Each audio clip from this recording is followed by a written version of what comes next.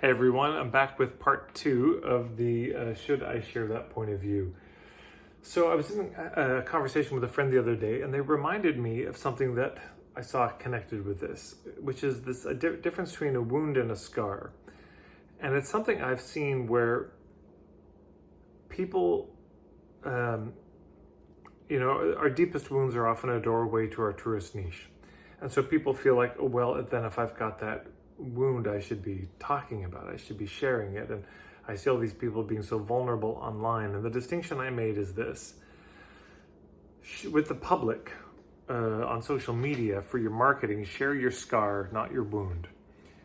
Meaning, share the wounds you've healed, not that not the wounds that are still ongoing. Mostly for self-care. When you share things that are really, really vulnerable, when you give people that kind of access to you, it doesn't always go well, and you can get harmed in that kind of a situation. But if you can share the scar, it's not a sensitive place, whereas the wound is.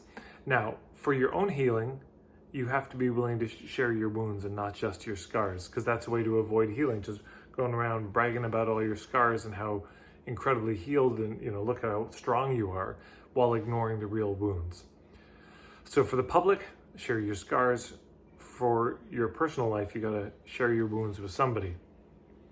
So it struck me though that the scars and wounds can both be relevant or irrelevant. So for most people, the thing they don't want to share is their wounds, right?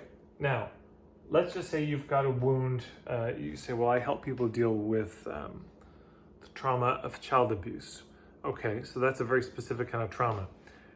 And you might also have a trauma of having, jumped out of an airplane, the parachute didn't open and it almost killed you, but you survived. That's a very traumatic event. Yeah. So that is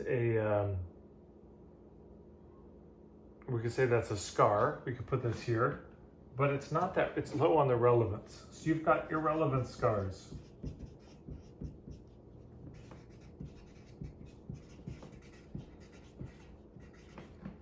You've gone through a lot of terrible stuff, but in terms of the journey from island A to island B, they don't care. It's not relevant to them. So there are irrelevant scars. There are also irrelevant wounds. Irrelevant wounds. Now, why am I putting the wounds here and the scars here? Because for the most part, we don't want to share our wounds when they're active. The instinct that happens when we get wounded is usually to retreat, is to hide the wound, to protect the wound. Wound means it's an entry into you. Yeah, it's a vulnerable place. It's a place where you have been pierced and the world has gained access to something that it normally wouldn't have. And, you're bleeding and it's sore. It's very tender. Because the world has access to parts not covered by the skin anymore. So that's usually the instinct. With a wound is to retreat, and we do not want to share it. If you get stabbed, you don't walk down the street saying, hey everyone, look at this stabbing wound. God, isn't that crazy? How I just got stabbed? Hey Barry, come over here, I want to show you my stab wound. It's usually, you're not walking around exposed, you're covering up, trying to protect it. Is the instinct. Now, I'm aware that some people, within 30 seconds of meeting them, they've told you their deepest life trauma that is still ongoing or that happened in their childhood. And that, Caroline Myss wrote a whole book about this called Why People Don't Heal and How They Can. That people often, we get so much love and connection from sharing our wounds, so it can become addictive. So I'm aware that for some people, they would put the wounds over here, like, oh, I really want to share that. And I'm just saying, I don't think that's a healthy move. I don't think that's healthy to be just sharing your wounds with everybody all the time. Because I think that's a way of avoiding healing the wound and actually keeping the wound open. You keep, picking at it and reopening it, so that you can get the love and connection. And there's healthier ways to get love and connection and significance than our wounds. But I think the normal, natural reaction with the wound is to hide it. And with a scar, is to brag about it. look at this scar. Can you believe I went through this? Oh my God, check this out. Yeah, we're much more willing to share our scars generally than our wounds. So that's why the scars here and the wounds here. But what I'm saying is, some of those scars, yeah, you've been through crazy stuff in the past and it's healed, but it's not relevant to your work. And with your wounds, there might be a wound that you have that's just current, ongoing. You're really struggling with it and they don't care. It's not relevant. You don't have to share it. Yeah. And you probably don't want to share it. So it's great. You don't want to share it. They don't want to see it. Win-win. So we just don't, this is in the big crossed out. We don't share. But then there are relevant scars. You see where this is going? There are things you've been through and that you've overcome. And we definitely want to share those experiences and all the lessons that came from it. Yeah. Here's what I learned from this experience. All of that, that's the relevant scars and all that. And then there are irrelevant scars or irrelevant wounds. Is that right? Yeah. No, that's right. There are relevant wounds.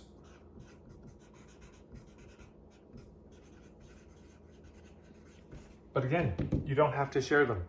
There may be things you've gone through that are absolutely relevant to their journey from island A to B, but for various reasons you choose not to share it, and you don't have to. It's relevant, it's a wound, but because it's maybe still a wound and it's not healed, it may be a good idea not to share that. Or you can share it obliquely in ways I talked about in the first video. You can speak about it as a thing generally that people go through. You can share other people's stories without having to reveal your own.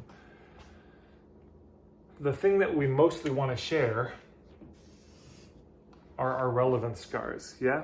And our opinions about that. So this isn't just about, so should I share this point of view? This is more, should I share that experience? But it's another layer on. I thought it fit neatly here. Again, the things we want to share, we want to focus on is it relevant to them and do we want to share it? That's the sweet spot in terms of if you're equivocating on sharing something. The less relevant it is to their journey from island A to B, the less point there is in sharing it. And the less you want to share it, the less important it is for you, the less I would share it. Which brings us to this corner, which we avoid.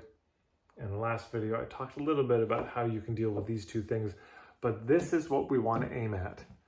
90% of your social media, I don't know, you could imagine, I'm making up these numbers right now, but let's just say 90% of it is this. Yeah, you could have 5% that's this, you could have 5% that's this. But almost 0% of this. You don't want to share it, they don't want to hear it, forget about it. But we want to focus here. I don't know, maybe it's 80, 10, 10, that could be fine. But most of it, focus on that. Keep asking yourself,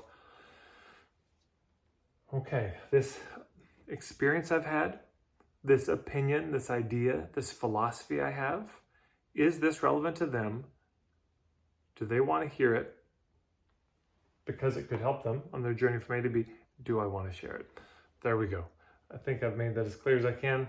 Thanks for joining for part 2.